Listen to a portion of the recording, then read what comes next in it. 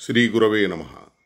ఎంత సామర్థ్యం ఉన్నా మనిషికి ధైర్యం కలగాలంటే, భయం పోవాలంటే వాస్తవంగా అసలు సమర్థత అనేది, బలం అనేది భగవంతుడిలో ఉంది. ఆ భగవంతుడి నుండి మనం పొందాలి అనే సద్బుద్ధి కలగాలి. ఈ అంశాన్ని స్పష్టం చేస్తూ రామాయణంలో హనుమంతుడు లంకకు వెళ్ళాడు. సముద్రాన్ని లంఘించి, సముద్రాన్ని దాటి వెళ్ళాడు. అంటే ఎంత సామర్థ్యం ఉంటే ఆ పని చేయగలుగుతాడు? సామాన్యులు చేయగలిగే పనేనా అది? మరి సీతాదేవి జాడను తెలుసుకోవడం కోసం అశోకవనంలో చతురంగుళ మాత్రోపి నావకాశస్స విద్యతే రావణాంతఃపురే తస్మిన్ యం కపిర్న జగామసః. అంటే ఒక 4 అంగుళాల ప్రదేశాన్ని కూడా వదిలిపెట్టకుండా మొత్తం లంకంతా వెతికాడు. కానీ ఎక్కడా సీతాదేవి జాడ దొరకల. ఒక సమయంలో నిర్వేదానికి గురయ్యాడు. నేను తిరిగి ఎలా వెళ్ళగలుగుతాను? సీతాదేవి జాడను గనక నేను చెప్పకపోతే, మరి తెలుసుకోకపోతే వాళ్ళ ప్రాణాలకు ప్రమాదం కదా. రాముడు కానీ, లక్ష్మణుడు కానీ, మరి సుగ్రీవుడు, వీళ్ళందరినీ నేను ఇబ్బంది పెట్టినట్లు అవుతుంది. నేను తిరిగి వెళ్ళి ఈ విషయాన్ని చెప్పలేను కదా, సీతాదేవి నాకు కనపడలేదని. ఈ బాధలో ఉన్నప్పుడు ఆయనకి ఒక సంకల్పం కలిగింది, ఒక ఆలోచన మెదిరింది మనస్సులో. అదేంటంటే సమస్త దేవతలను ప్రార్థించాడు.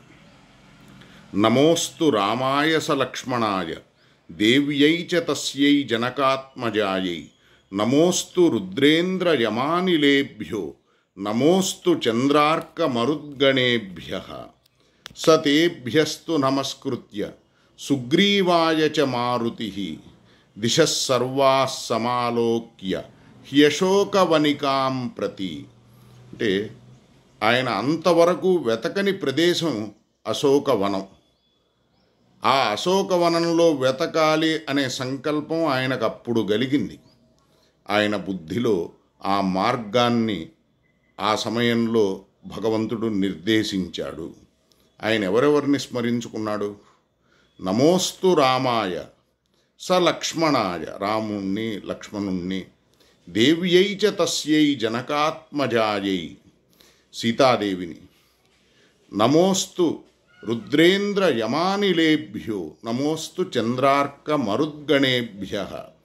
కాబట్టి సమస్త దేవతలను ఆయన స్మరించి, సుగ్రీవుణ్ణి కూడా స్మరించి, అప్పుడు భగవద్ అనుగ్రహంతో ఆయనకు ప్రేరణ కలిగింది, ఈ అశోకవనంలోనే నేను సీతాదేవిని అన్వేషించాలి అని. దీని ద్వారా హనుమంతుడు మనకు తెలియజేస్తోంది, దైవాన్ని స్మరించడం అనేది సాధారణమైన ప్రక్రియ కాదు, అది చాలా విశేషమైనటువంటి ప్రక్రియ. మన బుద్ధిలో భగవంతుడు గనక అనుకూలుడై మార్గదర్శనం గనక చేయకపోతే మనం వృధాగా శ్రమిస్తున్నట్లవుతుంది తప్ప కార్య సాఫల్యం ఎప్పుడూ కూడా భగవద్ అనుగ్రహం మీదే ఆధారపడి ఉంటుంది, మన సమర్థత మీద కాదు. మనకెంత సామర్థ్యం ఉన్నా కానీ దైవం విషయంలో గనక విధేయత లేకపోతే ఆ సామర్థ్యం పనికిరాదు, మనకు శ్రేయస్సును కలిగించేది కాదు. అందుకని అంత మహాబల సంపన్నుడు హనుమంతుడు. సాక్షాత్తు రుద్రుడి యొక్క అంశతో వచ్చిన మహానుభావుడు. ఎట్లా అయితే జాంబవంతుడు ఆ రూపాన్ని ధరించి స్వయంగా బ్రహ్మదేవుడే వచ్చాడు భూమి మీదకి, అట్లానే ఈశ్వరుడే, రుద్రుడే హనుమంతుడి రూపాన్ని ధరించి భూమి మీదకు వచ్చాడు శ్రీరామ నామాన్ని జపించడం కోసం. బుద్ధిర్బలం యశోధైర్యం నిర్భయత్వమరోగత అజాడ్యం వాక్పటుత్వంచ హనుమత్స్మరణాత్ భవేత్.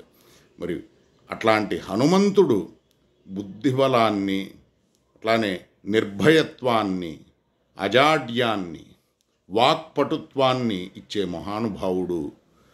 తన యొక్క బలం, తన యొక్క శక్తి, తన యొక్క సామర్థ్యం రామానుగ్రహం అని తెలియజేస్తున్నాడు. రాక్షసులతో ఆయన తన పరిచయం చేసుకుంటూ దాసోహం కోసలేంద్రస్య రామస్యాక్లిష్టకర్మణః హనుమాన్ శత్రు సైన్యానాన్ నిహంతా మారుతాత్మజ అన్నాడు. నేను శత్రు సైన్యాలను చీల్చి చెండాడతాను అని అన్నాడు.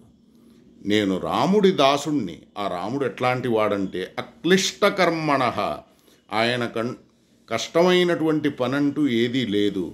ఎంత దుర్లభమైనదైనా, ఎంత అసాధ్యమైనదైనా దాన్ని సులభంగా చేసే సామర్థ్యం రాముడికి ఉంది. అంటే ఆయన డిక్షనరీలో అసాధ్యమైనటువంటి కార్యం ఏదీ లేదు.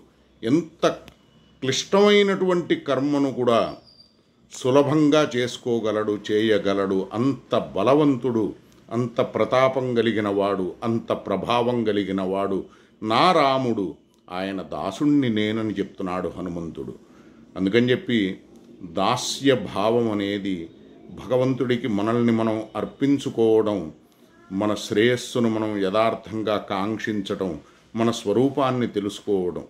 మరి భగవంతుడి విషయంలో కానీ, పెద్దల విషయంలో కానీ, గురుజనుల విషయంలో కానీ మనం ఏదైతే వినయాన్ని, విధేయతను కలిగి ఉంటామో అదే మన శ్రేయస్సుకు ఉపాయం అవుతుంది, మన జన్మను కాపాడుతుంది.